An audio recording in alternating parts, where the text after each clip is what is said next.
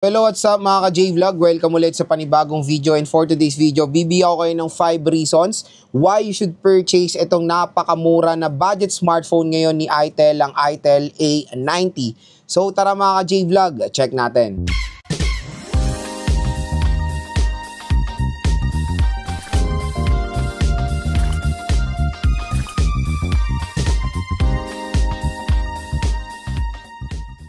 So yan mga ka-J-Vlog, shoutout sa mga nakanood ng ating unboxing and first impressions dito sa Itel A90, and this time gagawa tayo ngayon ng 5 reasons kung bakit maganda rin i-purchase itong Itel A90 ngayong 2025. At napakamura lang po nito sa view products natin dito. Pag clinic niyo yung view products na to, mapukuha niyo lang ng below SRP itong Itel A90. So sa online, napakamura niya lang for the 4GB 256, which is itong review unit natin. Nasa 4,299 pesos lang itong device na to. Tapos yung 3GB 128 nasa halagang 3,600 pesos lang siya.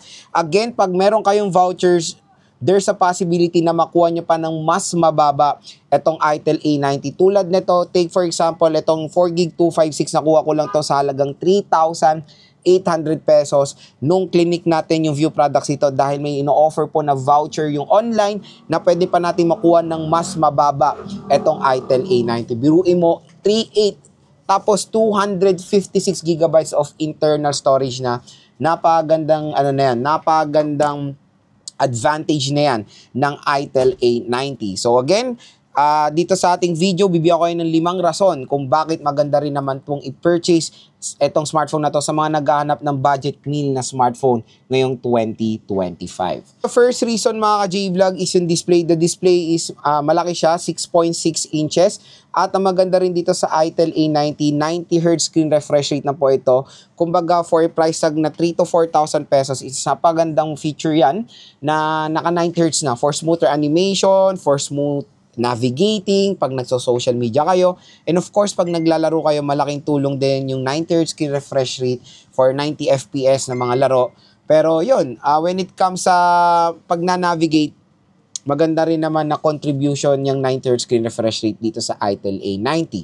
Second reason, wala na iba mga ka-J-Vlog kundi ang RAM at ROM. Again, for a price tag na 3,000 to 4,000 pesos, 256GB is hands down mga J-Vlog. Napakalaki niyan for sa ganyang presyon na smartphone. And yan yung pinakamalaking advantage ng Itel A90 sa mga competitors niya, kasi sobrang iilan lang na mga brands ang nag-o-offer ng 256GB sa ganitong murang halaga lang. So plenty of storage para makastore kayo ng mga games, files, photos at marami pang iba. So yun, asahan nyo pagdating sa Transsion, Itel, hindi po sila madamot talaga sa RAM at ROM. Very generous sila magbigay. RAM na 4GB is the best minimum na pwede na nating ma-offer or pwede nating makuha sa ganitong presyohan. Third reason, camera. Yung camera nito is okay din. Malinaw din naman to nung nag-camera test ako dito, and abangan nyo na lang din yung ating camera test nito sa ating full review. Mag-upload tayo ng full review nito. Pero so far, na-satisfied naman ako sa camera performance din ng Itel A90. Again, this is a dual rear camera setup. At ang pinaka-useful lang na camera dito, yung main camera niya, which is 13 megapixel. At yung kanyang design ng camera is parang nagre-resemblan, of course, sa iPhone Pro Max, sa mga Pro Maxes, di ba? So, yun, kung naghanap kayo ng isang smartphone na makakapagbigay naman ng justice yung camera performance sa murang halaga, Itel A90 ay pwede na pong i-suggest sa inyo. Fourth reason, wala na iba, mga ka-J-Vlog, design. Maraming consumers ang naghahanap ngayon ng smartphone na syempre magandang design. At iPhone lookalike. Ito nang the best na pwede natin ma-recommend, iPhone lookalike ang Itel A90. Meron ako ditong iPhone 15 Pro Max na natural titanium. So, yes, even the colors nagre-resemblant din sa natural titanium ng iPhone. So, kung malayuan kayo at hindi ganun ka-familiar yung consumer, pag malayuan, nakakalain talaga nila ang gamit nyo, iPhone.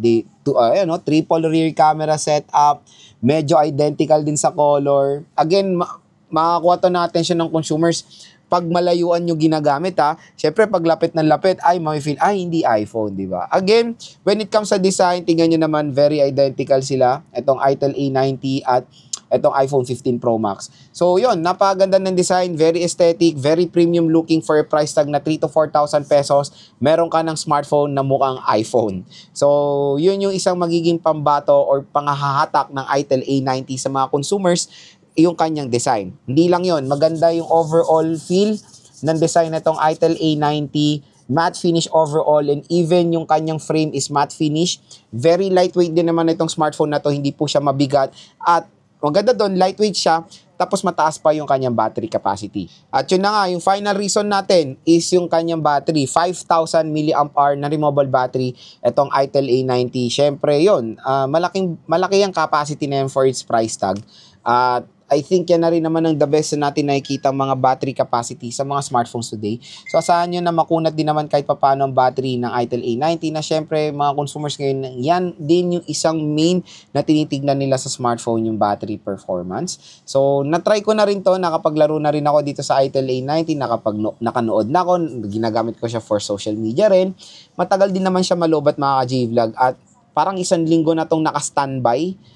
At meron pa rin siyang kahit papanong battery, di ba? So again mga ka-J-Vlog, yun yung ating 5 reasons why you should purchase the Itel A90. Pero again mga ka-J-Vlog, sasabihin ko to sa video na to na hindi po ito recommended sa mga consumers na naghahanap ng budget smartphone na gagamitin nila panlaro. Hindi po panglaro itong Itel A90, hindi po maganda yung chipset niya for gaming dahil ang chipset niya is the Unisoc 7100. So I thought pag Unisoc na narinig natin, especially the T-series, is magaganda na yung chipset, di ba? Kasi mabilis yan, like the 7250. Pero titignan nyo rin when buying a smartphone, CPU and GPU. Ang GPU nito is very disappointing. The MediaTek, yung GPU niya is PowerVR GA322. So, akala ko dati ang stereotype ko sa Unisoc, karamihan is Mali G57. Hindi pala. Meron pala silang ino-offer na PowerVR GA322. Again, pag narinig nyo na yung PowerVR GE8322, GE8320, matik, hindi po yan pang gaming. So, pwede po itong i-recommend sa mga consumers for day-to-day use.